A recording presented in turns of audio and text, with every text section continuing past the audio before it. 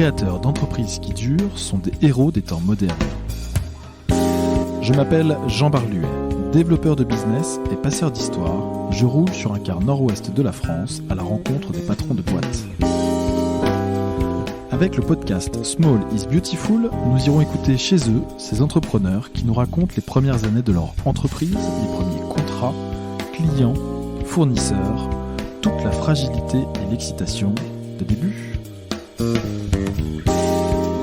Ce podcast est produit par K-Studio, agence créative, conseil en communication. Nous serions ravis de vous accompagner dans vos projets. N'hésitez pas à nous contacter par mail à l'adresse contact@kstudio.fr. C'est parti. Ok. Bonjour, je suis aujourd'hui avec Franck Dubois. Bonjour. Franck Dubois, tu es le fondateur de Perroquet Bleu Cité Communication. J'ai fait un peu de recherche sur Internet. Tout à fait. Tu nous accueilles dans un endroit complètement atypique et on va en reparler après, qui est un endroit qui sont tes bureaux en plein centre de ville de Rouen, mais également un espace de coworking. Un espace de coworking qui est décoré de façon, je ferai des photos pour que les gens qui nous écoutent puissent voir ce que c'est, de façon atypique, avec des meubles chinés, ce genre de choses. On essaie d'avoir une ambiance un peu familiale, conviviale, familiale. Familiale, conviviale. Ce qu'on va raconter dans son contenu, dans ce podcast de Small is Beautiful aujourd'hui, c'est bien évidemment ton parcours, tes études si tu en as fait, et comment tu arrives à te lancer à ton compte. Quelles sont, pendant les 5 premières années, tout ce que tu as pu faire, qui devait être à mon avis les périodes peut-être les plus difficiles. Voilà comment ça s'est passé. D'accord. Et puis on fera bien évidemment un arrêt sur la partie Franck Dubois, artiste photographe, parce qu'il y a des choses à raconter aussi dans ce domaine-là. Et puis par la suite, si tu le souhaites, ce que c'est que ton métier dans 3 ans et quelques recommandations de contenu que tu pourras nous faire. D'accord. Franck, est-ce que tu peux commencer par te présenter, s'il te plaît ? Alors, Franck Dubois, 53 ans, né à Offranville, pas loin de Dieppe, et puis arrivé à Rouen après un passage diepois, arrivé à Rouen assez jeune, vers 4 ans je crois, et rouennais depuis. Voilà. Depuis, d'accord. Voilà, quoi dire d'autre ? Des études, un bac, un peu de fac, et puis en fac de droit, et puis tout de suite du Perroquet Bleu qui apparaît, parce que ça a été un journal étudiant au départ, journal étudiant qu'on a créé à plusieurs. On était une petite dizaine, étudiants en fac à Rouen, en lettres, en droit et en sciences. La volonté de créer un journal étudiant qui n'existait pas et qui a ensuite vécu pendant, je crois, 4 ans. C'était un journal gratuit, qu'on finançait par la pub à l'époque, tout en étant étudiant évidemment, on faisait ça un peu en plus, et on avait même fait des petits, il y avait eu des éditions sur Évreux, Le Havre, Lyon et Montpellier, même format, un journal plutôt en papier journal, format l'équivalent d'un tabloïd aujourd'hui, on va dire, pas un grand format, un format moyen, et voilà. Donc et tout ça s'est arrêté avec la fin de notre vie étudiante. On a même fait le dernier numéro du journal, ce qui est rare dans les journaux. On a édité un numéro en disant c'est le dernier, merci, à bientôt. Voilà. Et pendant cette période à la fac, en fait, moi, j'ai commencé à faire de la prestation de service en parallèle du journal, dans le domaine de la rédaction et de la mise en page et du graphisme. Et puis, avec la fin du journal, en fait, la partie prestation de service s'était déjà développée. Et moi, j'ai embrayé directement sur cette partie de l'activité. Donc, j'étais déjà dans une logique avec une SARL. Assez rapidement, on a eu une SARL. D'accord. Et puis voilà, puis après c'est parti alors, de là. Il parlait de quoi ce journal de la vie étudiante ? De la vie étudiante. Alors c'était très potache, un humour assez grinçant parfois. On était un peu nourri à l'adolescence avec l'école Harakiri. Donc on n'avait pas trop de limites dans ce qu'on publiait. La seule limite c'était d'arriver à s'entendre avec l'administration pour pouvoir diffuser le journal sur le campus. Et voilà, et on parlait de la vie du campus, on parlait des projets de région. À l'époque, tout le campus de Rouen était sur Mont-Saint-Aignan et la médecine seulement était au Madrier. Et puis il y avait déjà des projets d'essayer de recentrer tout. Il y avait déjà le projet de la fac de droit à Pasteur, mais il n'y avait rien de fait évidemment à cette époque. Donc voilà, donc on prenait aussi des positions là-dessus. On était sur la période juste après. On était sur la période. Juste après Devaquet, qui avait créé un peu de mouvement. Devaquet, c'était 86. Voilà, j'avais demandé les années. Et donc ça avait beaucoup bougé sur les campus français. Voilà, on était juste après ça.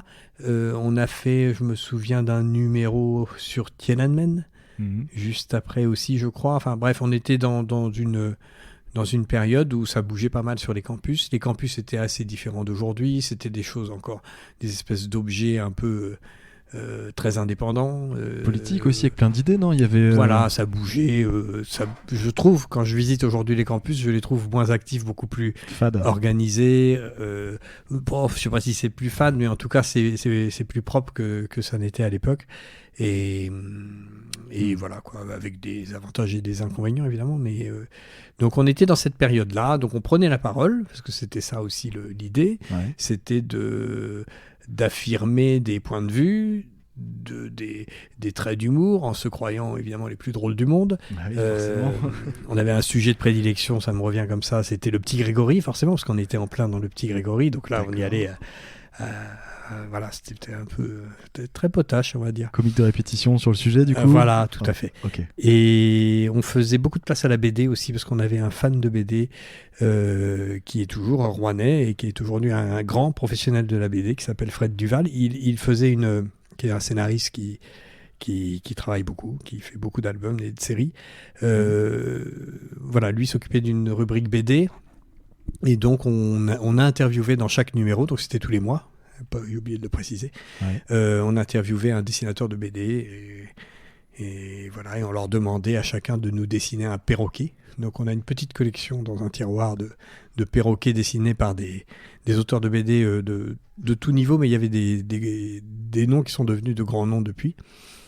Et puis voilà, ça c'est le début de Perroquet Bleu, ambiance amphithéâtre. Pour bien comprendre, donc on a une parution mensuelle, c'est ça? À chaque fois, donc, on fait appel à un artiste, entre autres, de BD pour une interview, pour une rubrique BD. Voilà, et puis qui illustre un perroquet à chaque fois. Donc ça, c'est une signature, ouais, c'est chouette. Le format, on a plusieurs pages dedans? Oui, on était sur des formats 16, 20, 24, 32 pages de mémoire. Ouais, donc c'est un vrai job d'édition derrière. Oui, tout à fait. Non, on était sur un vrai projet. Pour tout dire, je n'ai jamais vu depuis... Il y en a quelques-uns des journaux étudiants, et je le dis sans... j'étais pas tout seul, loin de là. On était une équipe très motivée, dynamique.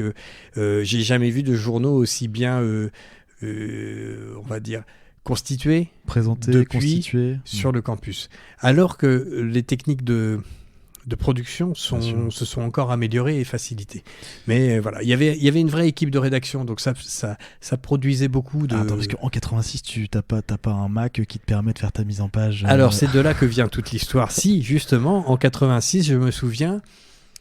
Alors, les premiers numéros étaient faits sur des Macs dans un labo d'anglais, en fac d'anglais. D'accord. Où les profs qui dirigeaient le labo nous prêtaient le Mac.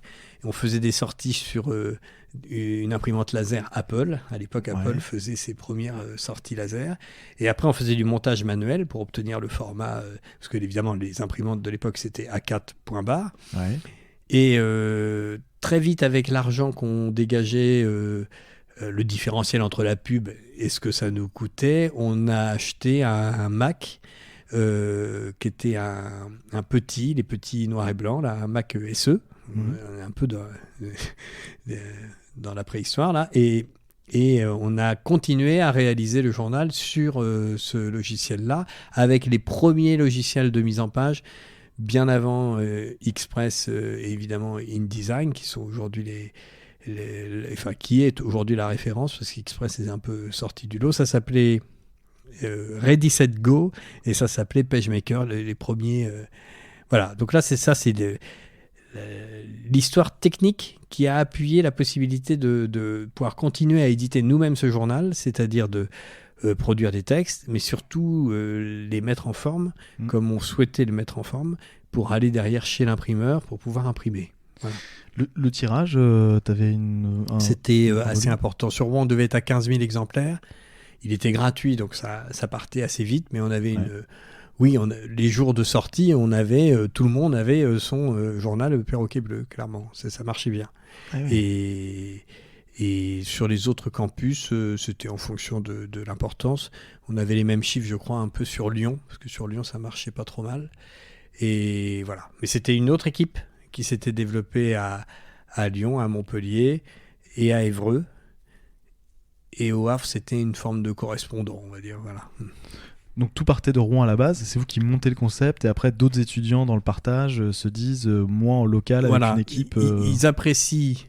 alors souvent c'était des étudiants de Rouen qui partaient faire leurs études là-bas et qui arrivaient en disant regardez ce qu'on fait à Rouen, faisons la même chose, et puis ils se lançaient, puis ça fonctionnait, et le principe du journal gratuit avec beaucoup de choses à lire, avec des prises de position très claires, pas de politique au sens militante du tout même, plutôt des positions politiques au sens débat, au sens ce projet il manque ça pour qu'il soit vraiment du côté des étudiants, et voilà, etc. Mais voilà.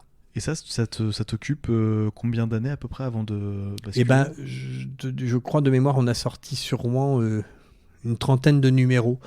Donc comme on en sortait un par mois et qu'on faisait ça sur 9 mois, ça a dû... Enfin, il y a des mois où on sortait pas, mais oui, c'était 4 ans, je crois, 4 saisons, 4 périodes universitaires. Quoi.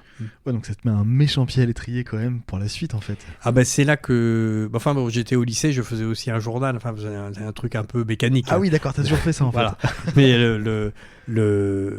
mais effectivement, ça oblige à rentrer dans un rythme de production qui fait que tu ne peux que t'améliorer en le faisant, parce que tu y consacres énormément de temps. Donc, c'est comme tout métier, toute activité, plus tu vas passer de temps à le faire, même mal, plus tu vas apprendre à le faire bien. Voilà. Ouais. Et donc, moins tu fais d'erreurs, etc., etc. Et c'est vrai que pour nous, le rythme mensuel était important. Il n'y avait guère qu'une semaine par mois où c'était calme, parce que quand ils sortaient, il fallait les distribuer. Quand c'est à la fin de la période de distribution, on avait une petite semaine où il se passait pas grand-chose, puis après on rentrait à nouveau dans l'élaboration du suivant. Enfin, on était déjà sur des emplois du temps assez lourds, ouais. Et t'arrivais du coup quand même à Alors étudier. pas du tout. Donc voilà, ma fac de droit, je n'ai jamais vu que la première année, et voilà. Et bon, de toute façon, le droit me passionnait, mais une matière tout à fait noble. Mais bon, voilà, entre les études de droit qui demandent beaucoup d'investissement, surtout en première année, surtout à l'époque. Enfin, je crois que je me demande si c'était pas encore pire qu'aujourd'hui. Donc, bref. Donc, j'ai jamais décollé, voilà. Mais c'est pas très grave. J'apprenais tellement de choses à côté sur la vie médiatique, la vie politique, la vie artistique aussi. On parlait beaucoup de culture, évidemment. Ouais. Donc, bon, voilà. Ça a été ma petite école à moi. Ah oui, non mais génial. Donc oui, donc forcément ça te lance. C'est toute la genèse d'aujourd'hui en fait. Oui, ça te lance dans la com. Voilà, grosso modo, parce qu'après on faisait plus que de la com. Ouais. Après, on est revenu assez vite sur l'édition au bout de peut-être entre 5 et 5 ans après, peut-être on a commencé à ressortir des livres en tant qu'éditeur, voilà. Mais avec une production tout à fait light, un bouquin tous les 2 ans, en plus de l'activité, sur des projets coup de cœur, enfin voilà. Mais on a eu aussi une petite activité qu'on a encore aujourd'hui, une petite activité d'édition en tant qu'éditeur. D'accord, j'ai vu ça sur le site internet effectivement, qui a alors même un contenu qui mélange audio. Tout à fait. Sur les derniers travaux d'édition, on commence à mélanger sérieusement, parce qu'on fait des produits qui fusionnent le papier et le digital. Oui. Ouais. Donc, ce journal Perroquet Bleu, alors raconte-nous, donc tu montes déjà une petite SARL à l'époque pour accueillir l'activité du journal. Juridiquement à l'époque, il n'y avait pas tout ce qui existe aujourd'hui, auto-entreprise et compagnie, URL. À l'époque, c'était SA, SARL, ou un statut d'artisan. Mais le statut d'artisan, comme aujourd'hui, il était soumis à des diplômes d'artisans qu'on n'avait pas parce qu'on était en fac de droit. Oui. Donc en fait, mais il y avait à l'époque, ça doit encore exister, un statut qui s'appelait la SARL de presse, qui venait de 68 peut-être, mais sans doute bien avant, qui était un statut de SARL dont le montant du capital a été réduit à 2000 francs. Ouais, donc loin des 50 000 francs de l'époque. Voilà, à l'époque, c'était 50 000 francs qu'il fallait mettre en banque d'une manière ou d'une autre pour pouvoir prétendre à créer son activité, ce qui représente un peu la complexité que ça pouvait avoir comme démarche à l'époque par rapport à aujourd'hui, où en 10 minutes, on peut avoir une activité de type auto-entreprise sur l'Internet. Donc, le capital était de 2000 francs, voilà, 2000 francs, okay. Au lieu de 50 000. Et on avait réussi à... alors ça, c'était moi qui l'avais créé pour le coup. Et la SARL de presse nous permettait de supporter les rentrées d'argent des annonceurs et de payer l'imprimeur, voilà, globalement. Oui, et c'était aussi la SARL qui a fait donc ses premiers contrats de type commerciaux en prestation de services, rédaction et mise en page. Oui, parce que tu avais en plus une activité de vente d'espace pub dans cette... Tout à fait. Le journal était financé par la pub. Voilà. Donc il fallait, en plus de la rédaction du contenu... On faisait tout. Aller faire le commerce aussi. Et on faisait la diffusion aussi. C'était vraiment... Et qui était l'annonceur? Un annonceur de l'époque, par exemple, un des plus gros, plus les régulier. Collectivités étaient intéressées, parce que ça leur permettait de parler aux étudiants. Mais on avait aussi... Qu'est-ce qu'on avait du privé, du genre les auto-écoles, et nous aimaient bien les mutuelles étudiantes à l'époque, la SMENO, la MNEF et compagnie de l'époque, pour eux c'était un support très intéressant parce qu'il y avait très peu, il y avait l'étudiant qui existait déjà en kiosque, un peu lycée, un peu poli, et puis c'est tout globalement. Donc en fait, ce support-là avec ce bon succès lecteur était intéressant. Donc ça te lance. Vous êtes plusieurs dans la SARL à l'époque. Non, alors dans la SARL, je suis tout seul. T'es tout seul. Parce qu'il fallait investir, il fallait s'engager. Oui. Moi, j'ai commencé à avoir des contrats commerciaux sur cette activité, ce qui n'était pas forcément le cas des autres. L'investissement de tous sur le journal, il était le même et il était égalitaire. J'étais pas le leader de fait. Voilà. Mais on était vraiment une vraie équipe soudée. Par contre, sur l'activité commerciale, c'était que moi. Donc, la SARL, il était normal que ça soit moi. Et donc, on avait tous le même âge. Donc, en fonction de nos succès universitaires, on n'est pas sortis tous en même temps de l'université, mais il y a un moment, on était tous dehors. Ça, c'est clair. donc, on a préféré, n'ayant jamais trouvé vraiment entre guillemets, de jeunes en nombre suffisant pour reprendre le flambeau. Et puis on était installés sur... c'était pas comme une corpo, la corpo droit, ou comme les associations dans les autres campus ou les grandes écoles. Il n'y avait pas de promotion nouvelle qui arrivait où les gens se sentaient obligés de s'investir, ou en tout cas avaient envie de s'investir. Donc nous, on était à cheval sur tout le monde en même temps. Il y avait des gens de l'ESC aussi dans l'équipe. Et l'ESC à l'époque, donc Néoma maintenant, école consulaire. Donc voilà, donc on n'a jamais vraiment trouvé de succession. Et puis on s'est dit, de toute façon, on n'est plus étudiant.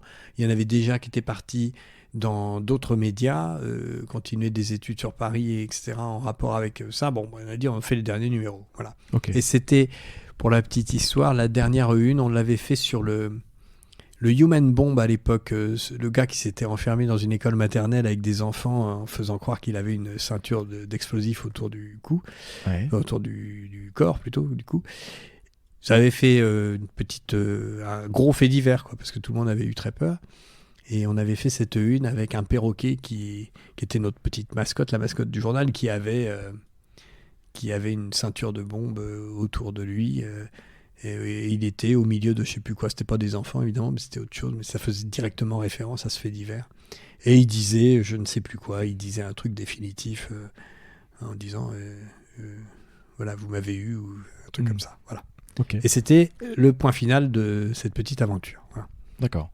Ouais, donc marqué clairement, propre, ce qui est rare, hein, effectivement, qu'une activité étudiante décide officiellement de dire, de ce auto-harakiri. Ok.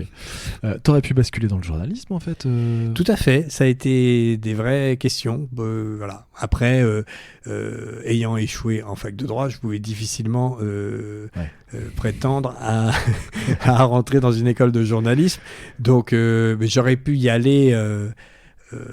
sur le terrain, voilà. Bon, après, moi, j'aimais beaucoup et j'aime toujours la production graphique. Donc, j'étais plus intéressé par ça quand même que par la formulation des idées, ou la couverture d'événements. Mais on fait toujours un peu ça, hein. Donc, bon, voilà, on est resté à cheval entre les deux pendant tout ce temps.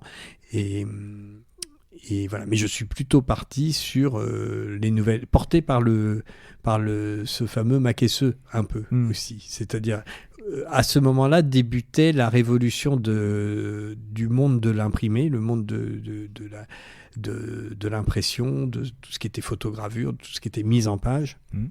À l'époque, il n'y avait rien, hein, c'était de la mise en page manuelle pour tout ce qui était communication.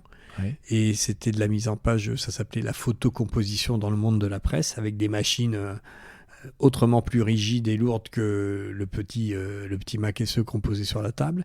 Et alors, on était au tout début de ça. Et en fait, ça nous a permis de surfer pendant les 4 ans du journal. Et puis après, moi, de développer une activité commerciale à côté. Oui, l'investissement de ce Makesseux, le passé au moins 4 années, plus celle du lycée d'exécution dans le domaine de la mise en page, de l'édition, de la rédaction, de la finalité de la sanction mensuelle, c'est-à-dire que tous les mois tu as un rendez-vous, t'ont donné une rigueur et un savoir-faire qui t'a permis... Oui, voilà. En tout cas, ça oblige à faire. Ouais. Et voilà. Et donc, bien sûr. Et puis voilà, puis après c'est parti. Alors c'est parti, c'est-à-dire que t'es jamais passé par la case salariée, t'as jamais eu un patron ? Non, si j'ai eu une fois un patron parce que il fallait que je trouve pendant quelques mois. Ça c'était en 89 et j'ai fait c'était même un CDI je crois, mais j'ai démissionné après dans un groupe de presse. Où j'étais, alors pour le coup encore une autre facette, je m'occupais de la partie commerciale d'un journal qui a disparu depuis, qui a changé de forme, qui s'appelait le Bulletin d'Arnetal. D'accord. Et qui à l'époque était installé en plein cœur de Darnétal dans une imprimerie où il y avait encore du plomb dans tous les sens, voire des lettres en bois. Ouais. Et voilà. Et ce journal avait été racheté par le groupe, j'ai plus en tête. Et voilà. Et moi je me retrouvais là. À essayer de mettre de l'ordre et à essayer de trouver des clients pour faire de la pub dans ce journal. Voilà. Ça a duré quelques temps et puis je crois que j'ai démissionné parce que je me rappelle plus trop de la charnière. On m'a pas viré, ça je me souviens pas. Je m'en souviendrai, je pense. Ouais. Et voilà. Donc jamais passé, vraiment par la case salariée. Pendant que tu fais cette activité de développement commercial dans le journal à Darnétal, tu conserves... Ça dure 3 mois. Donc... Tu as toujours la SARL qui est en route. Oui, tout à fait. Côté, avec le Makesseux et tout. Voilà. Donc tu dois faire un peu 2 activités, non ? Oui, voilà. En fait, ça permettait de remplir aussi les journées, cette activité dans le journal de Darnétal. Mais oui, voilà, on était un peu entre deux. Ça doit plus ou moins coïncider avec la période où on se dit qu'on arrête le journal et puis qu'on passe à autre chose. Okay. Et puis il fallait formaliser cette autre chose. Oui. Ok. Et donc cette SARL, tu l'appelles Cité Communication Perroclet Bleu dès le début ? Oui, elle s'appelle... non, au début, elle s'appelle Cité Communication pour justement ne pas être en concurrence de nom avec le journal. Mais les 2-3 années d'activité... en fait, tout le monde appelait le Perroquet Bleu. Personne ne disait Cité Communication, tout le monde disait Perroquet Bleu. Donc quand on a arrêté le journal, la question était de savoir est-ce que l'activité commerciale, graphisme, édition, mise en page, rédaction, tout ce qu'on veut, début de cette notion de com. Est-ce que ça doit s'appeler Cité Communication ou est-ce que ça doit s'appeler Perroquet Bleu? Et puis comme tout le monde appelait ça Perroquet Bleu, on a dit bon, il n'y a plus de journal, donc on peut reprendre ce nom pour l'activité. Et c'était pas une évidence parce qu'aujourd'hui les sociétés s'appellent tout et n'importe quoi. Ouais. C'est même la chasse au nom le plus bizarre. À l'époque, quand on s'appelait Perroquet Bleu, les gens nous faisaient répéter 4 fois, quoi. Enfin, ils comprenaient absolument pas qu'on puisse s'appeler Perroquet Bleu, quoi. Donc, d'accord, parce que c'était pas dans les codes. Non, le nom Cité Communication était beaucoup plus posé. Voilà, Cité Communication, c'était clair. Il y avait le mot cité, il y avait le mot communication, la ville, la discussion. Enfin, bon, bref, voilà, c'est clair. Perroquet Bleu, les gens disaient mais qu'est-ce que c'est quoi? C'est quoi? Okay. Il n'y a même pas de café qui s'appelait Perroquet Bleu quasiment. Enfin voilà. Après, parce que c'était il y a 30 ans, oui, quand même. Donc voilà. Donc tu es à ton compte depuis 30 ans, quoi, déjà. Oui, tout à fait. La création de la SARL, c'est début 89, je crois. Indomptable. Écoute, ça a tenu, hein, c'est bien. Voilà. Il y a eu des moments difficiles, il y a eu des pics d'activité, des pics de croissance, voilà. Mais la SARL est encore là 30 ans après. Oui. Et alors dans les premières années, donc 89, t'as du monde avec toi Très vite, j'ai un salarié, puis parce qu'il fallait cumuler une part commerciale de l'activité avec une part production. Donc, il faut difficilement tout faire parce que ce qu'il faut savoir aussi, c'est qu'il y a 30 ans, sur un Mac, mais comme tous les autres moyens, c'était très lent. On est habitué maintenant à des rythmes beaucoup plus rapides de production pour un magazine, pour une affiche, et évidemment depuis aussi site internet et compagnie. Mais à l'époque, faire un journal, c'était lent.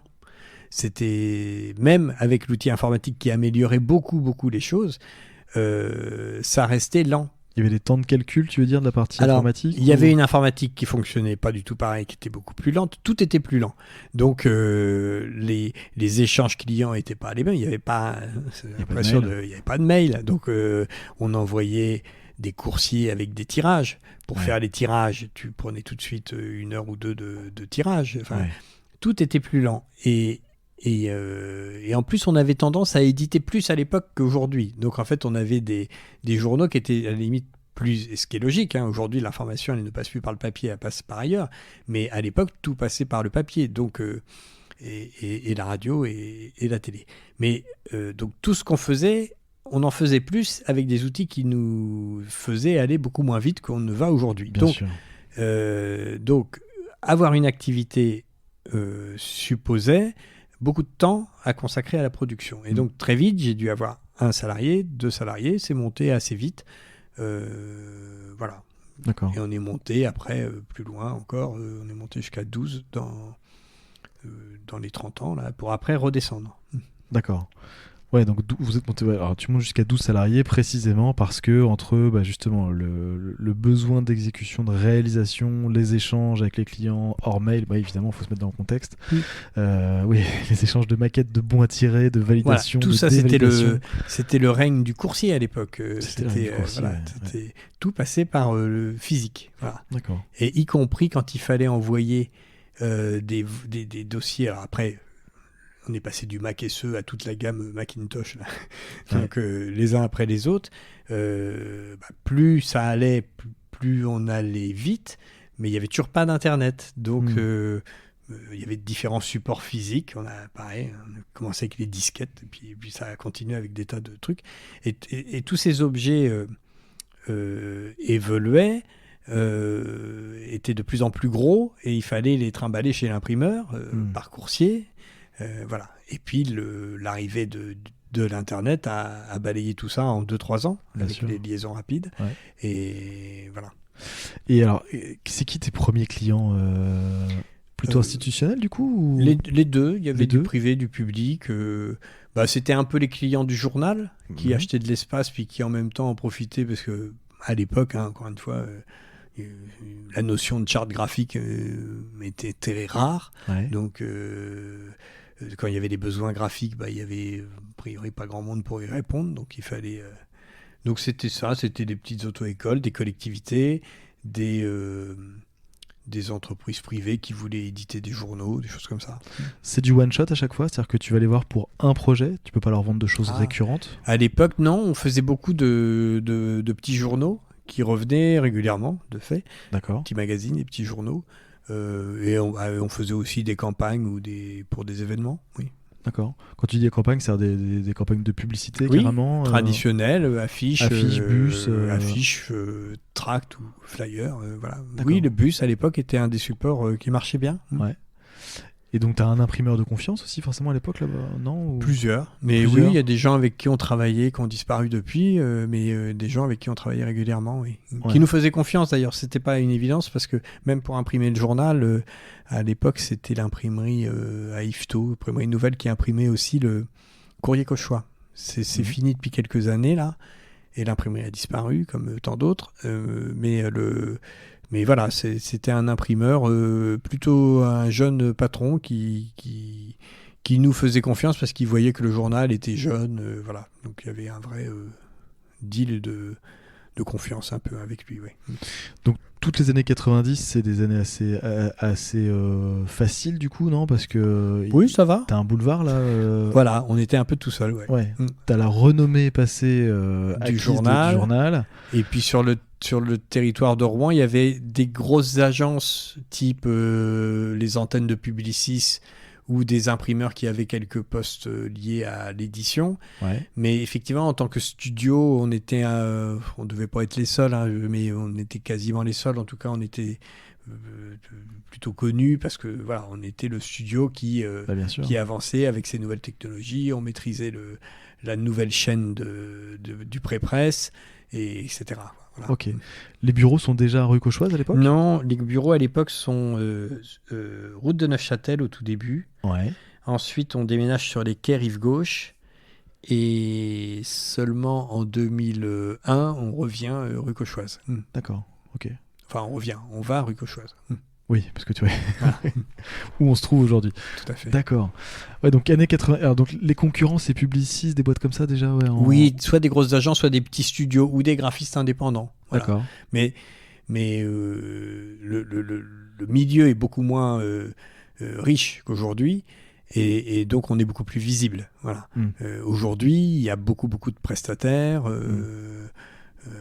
Voilà, nous, Perroquet Bleu, alors le nom étant ce qu'il est, et puis il est existant depuis tellement longtemps à l'échelle du monde de la com d'une ville comme Rouen, on a sur toute une tranche d'âge des gens qui ont pu nous connaître, j'en vois parfois qui ont pu nous connaître en tant qu'étudiants. C'est-à-dire des gens qui ont le même âge, étaient à la fac et ont connu, ça leur dit quelque chose parce que ce journal, il détonnait un peu. Voilà. Mais aujourd'hui, il y a le monde de la com ça a explosé en 1000 constellations. Donc, en fait, aujourd'hui, il y a une... Et puis, c'est aussi la course aux noms bizarres, on va dire. Donc, des studios, il y en a 50 sur la place de Rouen, quoi. Et alors, tu nous as dit que tu avais rencontré des difficultés à un moment. C'était quoi les difficultés? Ça a été au début de... Alors, je vais trouver c'est doit être entre 95 et 2000, le début de la mise en place des marchés publics. Et c'est assez précis, il n'y a pas de secret. On avait un contrat avec la région, à l'époque, région Haute-Normandie. On faisait leur petit journal, on rédigeait, on faisait les photos, la maquette, etc. Et puis, ils ont dû en passer, ce qui est bien normal, par un marché public. Et le service juridique avait changé l'heure du marché, qui était passé d'une remise de pli à 16h à une remise de pli à midi. Ah oui, le truc très con, quoi. Voilà. Ouais. À l'époque, on fonctionnait en fax. Je me souviens de tout l'épisode parce que ça nous a tellement terrifié, cette affaire. Et en fait, nous, on était partis pour rendre le dossier à 16h. En confiance, en disant... Et je ne sais plus comment ça se passe à un moment. On découvre qu'il y a eu un fax qui a été envoyé, qu'on n'avait pas eu, mais qui changeait l'heure de 16h à midi. Et il était déjà midi, je crois, ou quelque chose comme ça. Donc on se dit, mais qu'est-ce que c'est que cette affaire ? Et on dépose notre dossier. Évidemment, et très logiquement, on est écarté du marché, et donc on perd le marché. Sauf qu'à l'époque, comme il n'y avait pas de contrat et qu'on faisait déjà ce petit journal depuis 1 an ou 2, il y avait 3 ou 4 postes qui étaient directement impactés par ce journal. Rédacteur et production. Et voilà, on n'était pas très solide, donc on avait donc là on a eu un couac avec des licenciements. C'est le seul moment où on a eu ça.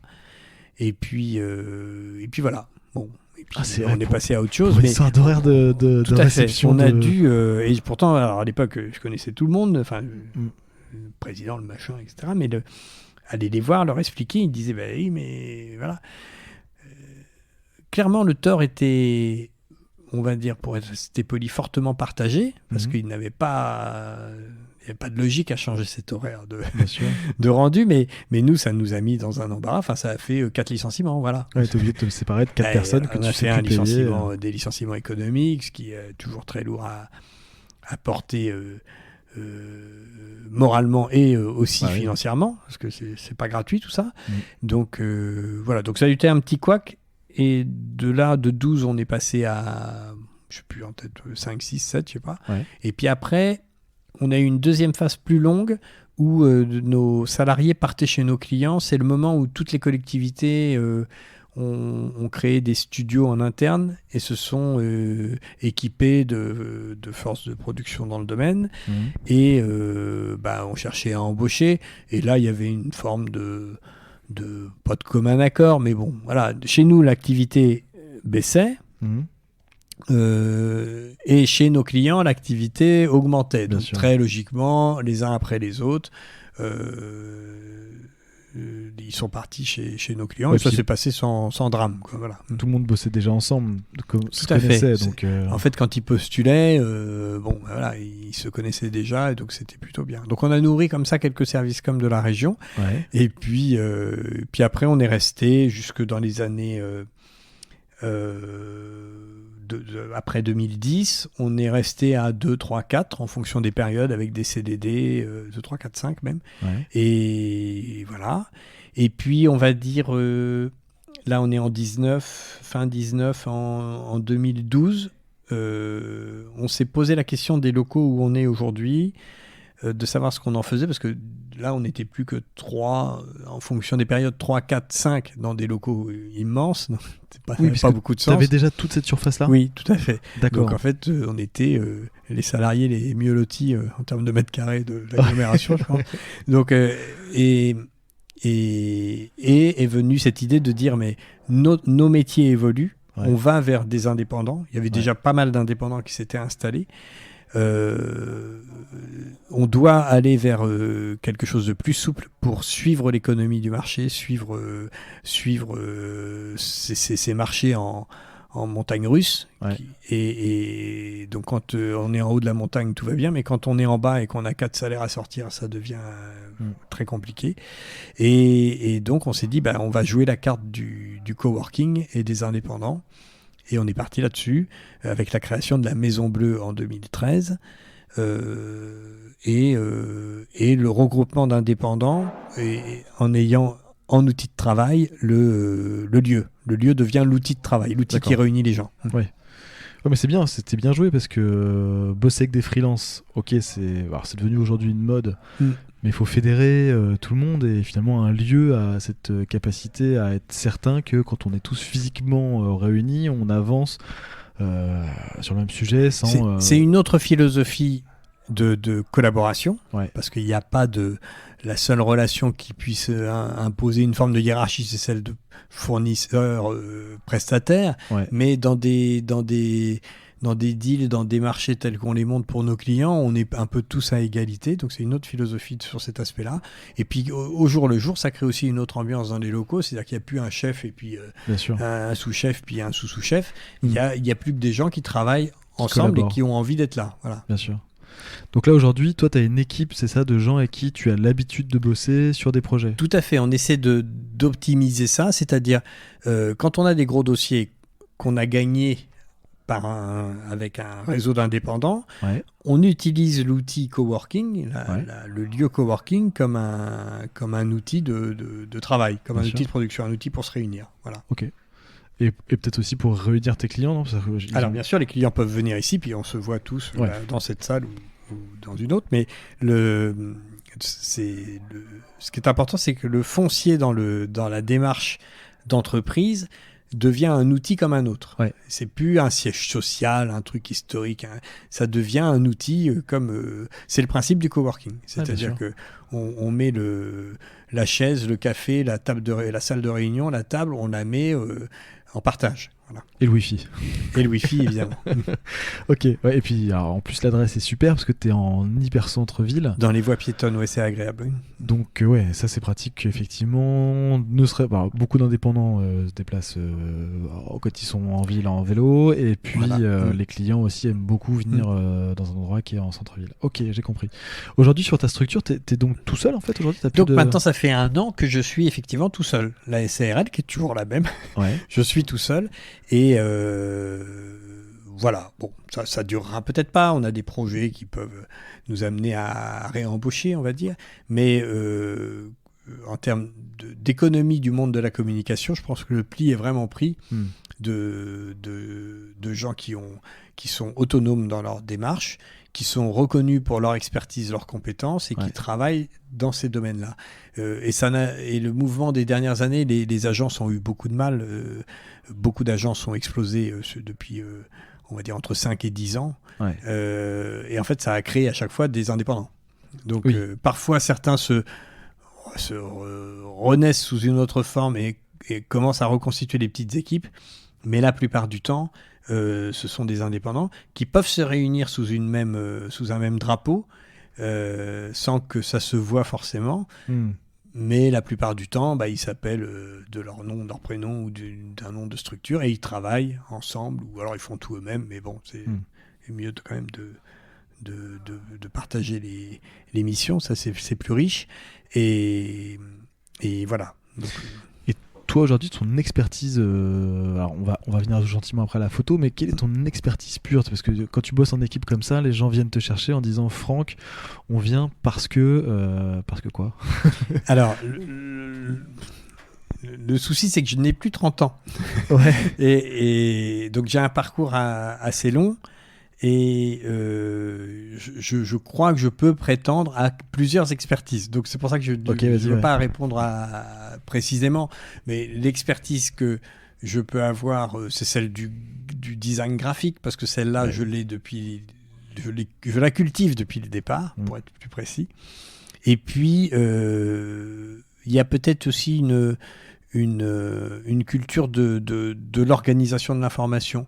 Où je crois que je peux avoir des avis pertinents dans l'élaboration de plans voilà, parce que c'est pas parce que je suis plus doué qu'un autre, la preuve, j'ai pas réussi à faire ma fac de droit, mais c'est essentiellement parce que j'ai connu des évolutions que beaucoup de mes confrères n'ont pas connues, parce que j'ai connu l'arrivée du web, j'ai connu l'arrivée de la notion de réseaux sociaux, la notion de smartphone, la notion... Et à chaque fois, tout ça, il a fallu l'absorber, il a fallu le réapprendre. Et je crois que ça cultive, ça forge une lecture et une capacité jusqu'au moment où on doit décrocher, inévitablement. Hein. Je ne crois pas encore avoir décroché, mais peut-être que j'ai déjà décroché depuis longtemps et que je m'en aperçois pas. Mais je sais pas, non, mais je sais rien. Donc voilà. Mais non, mais c'est bien. T'as toujours cette curiosité, quoi qu'il arrive, de te dire. Oui, bien sûr. Et ce qu'on a fait là dernièrement, à essayer de marier le papier et le digital au travers d'applications qui discutent avec le papier, c'est pas très innovant. Ça fait bien 5 ans qu'il y a des systèmes qui permettent de le faire. Sauf que là, on est en train de tenter de le faire sur un projet éditorial assez ambitieux.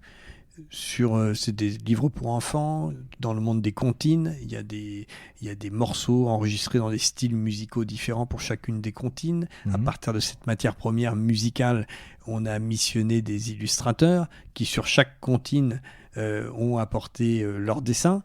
Et ensuite, on reprend tout ce matériel-là pour en faire des dessins animés et pour en faire une base d'un univers pour des applications multimédia, enfin des multimédia digital et compagnie, mais il y a plusieurs médias dans l'application, et aussi pour faire de l'édition traditionnelle de livres pour enfants, papier, etc. Donc on est sans cesse en train de reprojeter des contenus et le contenu là, il il est riche. Alors, il faut pas se planter. C'est pas une plaquette commerciale où on flash avec le smartphone et où il y a un robinet qui crache de l'eau. C'est beaucoup plus ambitieux que ça. Et puis en plus, c'est pour les enfants. C'est pas le même public. Il faut être beaucoup plus... voilà. Donc oui, on continue d'essayer d'innover dans ce type de choses. Voilà. Ouais, finalement, c'est que la technologie qui change. Le fait de mettre en forme l'information d'un point de vue graphique et visuel... le principe de l'information est le même. Hein. C'est pour ça que les écoles de journalisme ont changé, mais bon, pas tant que ça sur le fond. Hein. On apprend toujours à identifier les sujets avec des méthodes, et c'est le support qui est différent. Donc on formalise les choses différemment en fonction du support. On apprend à formater. Voilà. Et ce qui n'est pas le plus simple, hein, loin de là, ce qui est même... ce qui fait peut-être la différence entre un correspondant de presse et puis un rédac-chef, c'est que le rédac-chef, il doit avoir cette vision multi-support en permanence. Ouais, bien sûr. Ouais. J'ai vu que tu fais du web aussi, pas mal avec le site. Oui, on en a fait dès le début. Après, il y a eu un domaine, on n'a jamais voulu faire de développement web, c'est-à-dire qu'il y a un vrai métier qui est développeur. Que je respecte complètement, mais qui est à part entière. Ce qui est intéressant, c'est d'arriver à essayer de croiser des objectifs éditoriaux avec des compétences web qui sont très riches aussi. Le monde du web à part entière, c'est de multiples compétences souvent différentes. Donc là, le boulot de l'agence, on va dire, c'est d'identifier la meilleure réponse. Ouais. Et donc, et ça rejoint cette idée de travailler avec des gens indépendants, mais avec un chapelet de gens et pas avec toujours le même développeur. Il y a un vrai risque à travailler toujours avec le même développeur, c'est qu'il va vous apporter toujours des solutions qu'il maîtrise, alors que parfois il y a besoin de croiser les regards de développeurs avant de trouver la bonne réponse. Voilà. Alors comment tu fais justement pour te nourrir de relations différentes dans ce métier qui évolue beaucoup c'est un lieu de coworking, ça aide beaucoup. Bien, voilà. C'est fait pour ça quasiment. Enfin, c'est ça aussi derrière l'idée initiale, c'est de dire on doit travailler avec des gens qui sont de plus en plus autonomes, donc qui sont de plus en plus nombreux. Et voilà.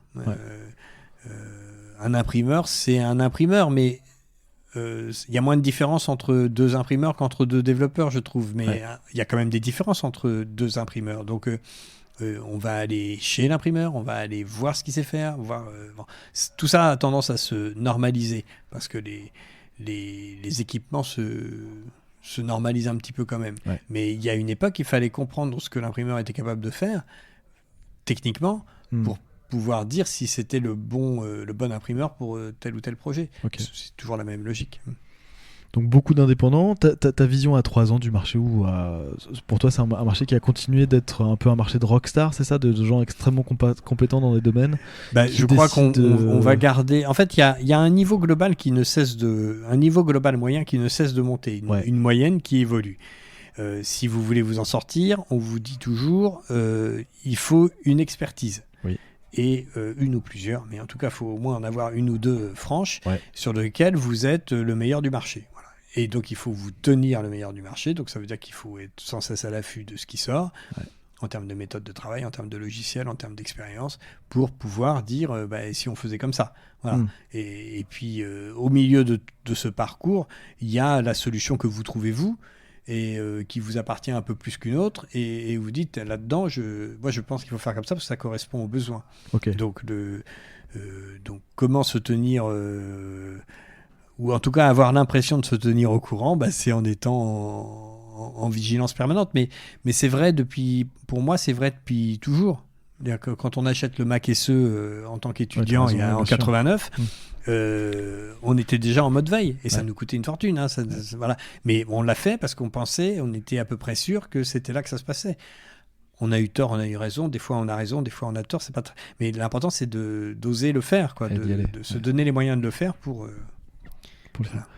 Est-ce que tu peux nous parler de Franck Dubois, photographe? Parce que j'ai regardé un petit peu sur ton site et sur Internet, j'ai trouvé des expos, notamment de ta technique de superposition d'images. De collage et de... Est-ce que tu peux nous parler de ça, s'il te plaît? Alors, ça fait partie des choses que j'ai développées tout seul dans mon coin et Ouais. que j'essaie de défendre au fil du temps. J'ai appelé ça œil du chien pour différencier de l'activité de graphiste, perroquet bleu, agence, D'accord. etc. Voilà.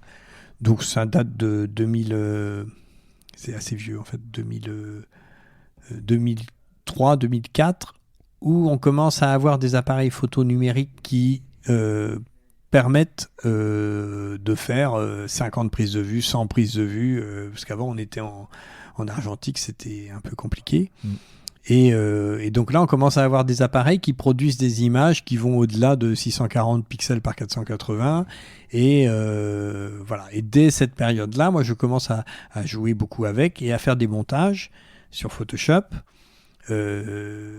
Encore une fois, c'était possible parce qu'on maîtrisait la technique. C'est toujours, bien sûr. toujours le même circuit. Et je commence à faire des montages photos à partir de séances de prise de vue, de 50 photos, 100 photos. Voilà. Et puis tout ça évolue. Évidemment, les limites techniques s'envolent complètement depuis ça fait quoi ? Ça fait 15 ans, oui, à peu près. Donc aujourd'hui, il n'y a plus de limites. Aujourd'hui, on travaille avec des appareils photo beaucoup plus perfectionnés, voire avec des smartphones qui ont décupler les possibilités. Et voilà. Donc, c'est une technique de collage. Alors, c'est volontairement un peu brouillon, saccadé, etc. C'est souvent urbain. Et ce sont des scènes avec un angle de 180, 250 degrés d'ouverture, on va dire. Ouais. Et puis, ça reconstitue des scènes urbaines avec, évidemment, des prises de vue assez longues, qui permettent de concentrer sur l'image tout ce qui a pu se passer pendant le temps de prise de vue, qui peut d'ailleurs être à plusieurs moments de la journée ou de la semaine, au même endroit. Et donc on va essayer de tout remettre sur la même image. Voilà. J'ai vu ça, j'ai vu Saint-Maclou notamment, où tu as fait un reportage dessus, où tu t'amuses effectivement. Alors, ça va être un monstre de rush de photos. Oui, tu as dû shooter comme un dingue. Et effectivement, on a un sentiment de mouvement dans la photo, où on voit des mecs passer, alors que pourtant c'est une image fixe. C'est une image fixe, voilà. Mais ça redonne beaucoup avec de la transparence, avec des choix d'éléments plutôt que d'autres. Il y a des voitures qui passent, des chiens qui passent, des gens bizarres qui passent. Voilà. Il y a le jour, la nuit, les lumières, etc. Voilà. Après, c'est un choix de composition pour arriver à un résultat. Et effectivement, j'ai fait beaucoup ça entre 2005 et 2000 et jusqu'à aujourd'hui, où je continue.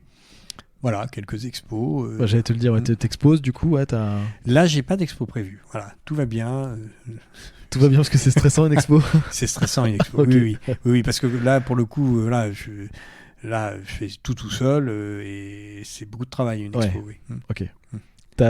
Tu vends des œuvres ? T'as déjà vendu ? Tout à fait. Oui. Lors des expos, il faut investir dans les tirages. Dernièrement, j'avais fait des tirages en subli graphite comme il y a derrière. Là, c'est une matière qui rejoint la chimie d'origine. C'est-à-dire que c'est une espèce de... On va passer du tirage papier à une plaque alu avec des polymères. Et en fait, il y a un transfert qui se fait. On imprime l'image en sens inverse, on chauffe, on met au four et l'image se passe sur la plaque alu avec les polymères. Et donc là, on retrouve un côté chimie. C'est pas seulement un traceur qui a... Donc ça donne un effet brillant et un effet de transparence qui est assez intéressant. Et voilà. Mais bon, là, tout dernièrement, je viens de finir une fresque sur les nouveaux salons de réception de la CCI au 8e étage. C'est tout récent. Et donc, c'est une fresque de 13-14 mètres de large. D'accord. Qui est censé, c'est un travail de commande pour le coup.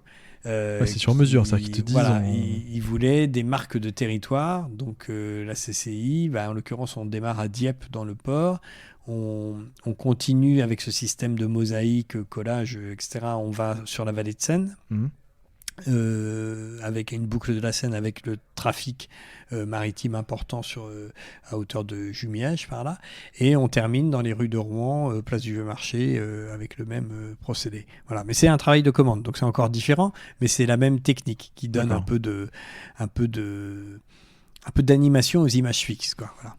presque un peu impressionniste, non? Faut pas dire ça. Oui, il y a un peu de ça. Il y a une volonté d'emmener l'œil dans un parcours qui est... Voilà, l'œil reconnaît la ville, reconnaît le paysage urbain. Ouais. Et puis après, il voit qu'il y a plusieurs choses. On voit peut-être la même personne à plusieurs reprises, ça c'est le plus évident. Mais on voit parfois des gens différents qui se rencontrent. Voilà. Donc... Et puis c'est volontairement pas du tout lisse, quoi. C'est pas un panoramique de iPhone. C'est tout. C'est tout l'inverse. Voilà, c'est un peu plus compliqué. En matériel, j'ai vu que tu bosses avec un Leica, je crois, numérique. Un petit bijou, non? C'est un plaisir, ça. C'est un prêt à la banque, en fait. Hein. Non, c'est une très belle machine. Ouais. Voilà, bon, ça coûte une fortune, oui. Ouais, bon, c'est un bel outil. C'est ton jouet. Voilà. Ok. Comment tu progresses du coup? Parce que ce que tu nous racontes, ton parcours depuis 89, c'est quoi? T'as un moteur personnel pour te dire il faut que je prenne le temps d'aller regarder la techno, de tiens, il y a le web, tiens, il y a ceci, tiens, tu te le votes, tu le mets dans un agenda, t'as des routines. Comment tu fais ça? Alors, je sais pas. Il y a des moteurs faciles qui sont l'actualité technologique. Ça, c'est assez facile de l'attraper. Tous à chacun à son niveau, on va dire, on est curieux de la nouveauté. Ça démarre par le nouvel iPhone qui a un truc en plus que le précédent, etc. Ça, c'est le moteur technologie et on a chacun un champ qui est plus ou moins large sur le sujet.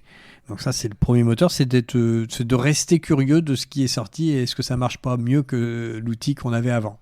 C'est l'approche outil pour faire. Ok. Et puis, il y a une démarche peut-être un peu plus dans le domaine de l'artistique. Quand j'ai des étudiants, j'essaie de leur vendre cette idée-là, des étudiants en art graphique. Hein, et c'est de rester curieux du mariage qu'on doit sans cesse essayer d'inventer entre une technique et une autre, ou entre une démarche ou une autre, entre sa démarche et la démarche d'un référent dans l'histoire de l'art, en se disant en quoi ma démarche pourrait s'inspirer de ce qu'il a fait lui, alors qu'il n'avait rien pour le faire et il l'a fait quand même. Comment je peux... voilà.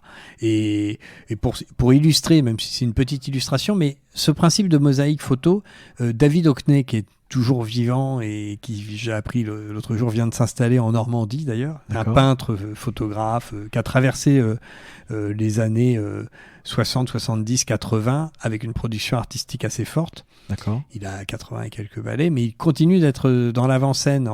Quand à chaque fois qu'il fait une expo, c'est un événement. Et ce garçon faisait ses mosaïques en 24-36 papier dans les années 60, un petit peu avant 70, je crois, 73, 74, bref. Il appelait ça, je ne sais plus comment il appelait ça, il y avait un nom.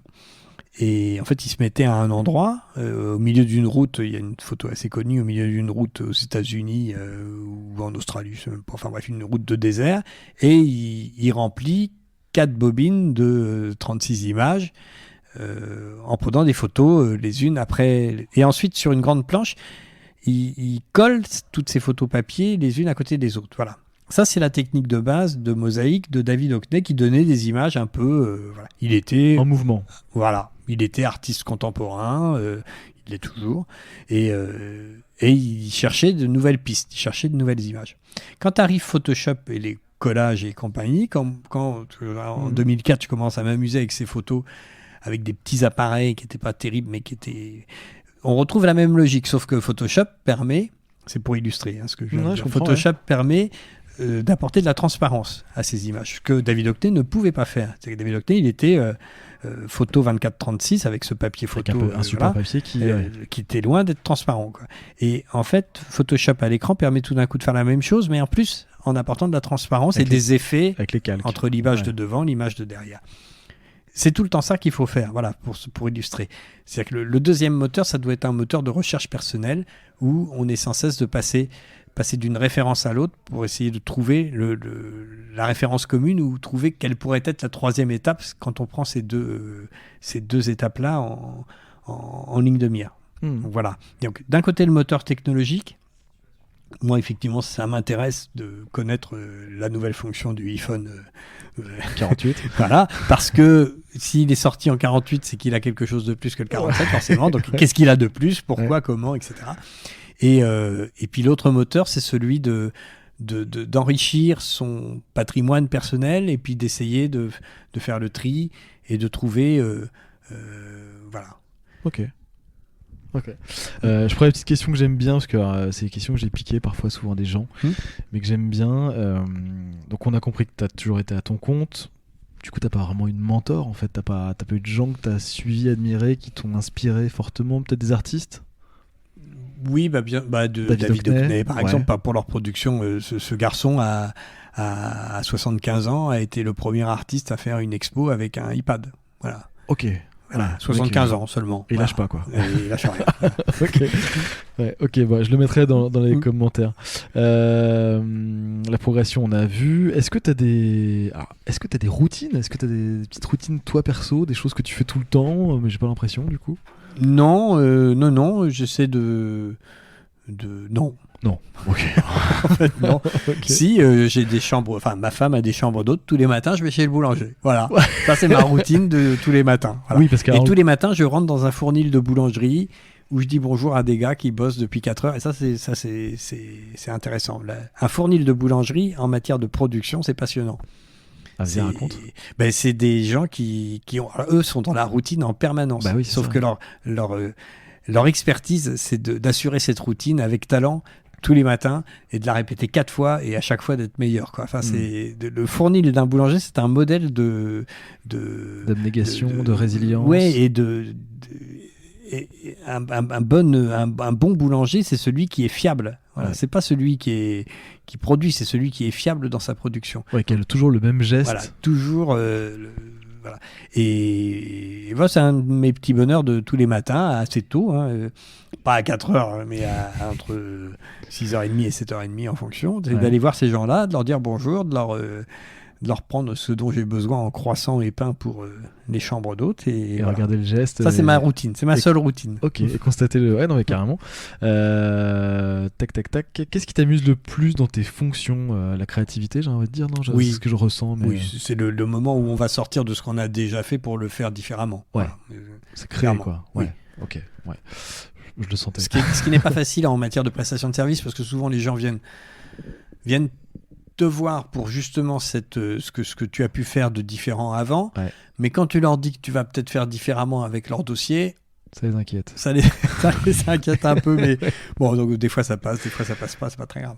Ouais, c'est clair, bien sûr, non, mais je comprends à 2000%. C'est-à-dire que toi, tu as un portfolio, malheureusement, sur ton site internet, les gens disent ah ouais, super, c'est ça que je veux. Voilà. Et toi, tu te dis, on va tout faire pour que ce soit hyper différent. Voilà. Ok. On va arriver sur la fin de ce podcast. Est-ce que alors t'es pas obligé de répondre. Moi j'aime bien cette question-là. Est-ce que tu as des petites médiocrités acceptables? Moi j'en ai plein. Quelque chose de voilà. Moi je procrastine de façon insupportable, administrative. Oui, mais tous, je crois, on procrastine un peu. Et après on se prend par la main 10 minutes et puis on évacue. C'est ça. Donc est-ce qu'il faut le laisser dans la colonne des médiocrités habituelles? C'est ça? Acceptable. Acceptable. Voilà, je sais pas. On en a des personnels qu'on n'acceptera jamais, qu'on laisse sous le tapis, tu vois. Juste gérer au mieux. Voilà. Ok. Un contenu que tu pourrais nous recommander. Alors, un contenu, c'est large, ça peut être aussi bien un bouquin qu'un morceau de musique. David Hockney, prenons cette même référence. Ce garçon est passionnant. Okay. Ce garçon est passionnant. Il a été capable, dans un livre assez récent, en dehors de sa production artistique, il a repris toute la production Renaissance des fresques et des tableaux. Et il a réussi à démontrer que ces peintres que l'on croyait des dessinateurs de génie, qu'on n'avait jamais reproduits depuis, il a été capable de démontrer que ces garçons utilisaient la technologie de la boîte noire pour projeter les images des scènes qu'il peignait sur les toiles, de façon à avoir un dessin impeccable.